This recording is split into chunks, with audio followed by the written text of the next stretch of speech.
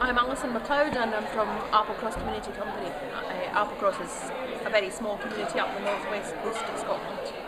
And I was invited to attend the Poverty Alliance Assembly to do a presentation on what we're doing in Applecross at the Sustainable Communities Workshop. I found it a really interesting experience, the whole thing, because a lot of it's out with my experience. It's been very urban orientated, inevitably being held in Glasgow.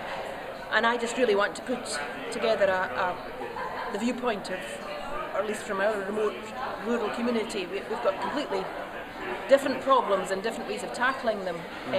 And I feel that often rural poverty is overlooked. It's the indicators that are used to identify poverty are not relevant to remote rural places. For example, if high employment rates are used, we have high employment rates, but it's because we haven't got enough younger people in the community to do the jobs. Yeah. So there are vacancies that go unapplied for. We've got a very high proportion of elderly people, and it's difficult to find people to take on the jobs to care for them. And also things like high car ownership, that's used as an indicator of affluence. We have very high car ownership because we have literally no public transport, and we're a huge distance away from places. I mean, we're 2 hours drive away from the nearest town, Inverness, which is where we might travel to hospital or to meetings or to buy shoes for kids, or everything we need practically we have to go to Inverness for, which is a 4-hour journey, and a lot of it quite difficult roads. Our fuel prices are very high because they're shipped into the place.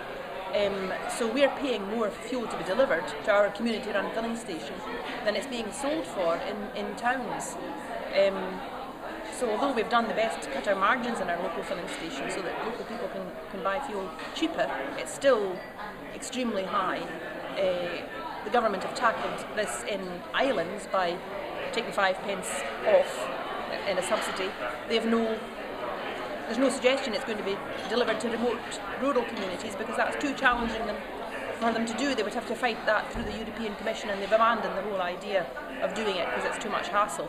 And yet, in remote rural communities, we actually have further to drive than many in the islands. The islands have the advantage that they're relatively self-contained, whereas, for example, our council, Highland Council, is Inverness-based, and they keep holding meetings that we're invited to that would involve 4-hour return trips, and we don't have a voice unless we attend these meetings. We don't hear what's going on, so we're being effectively left out of everything.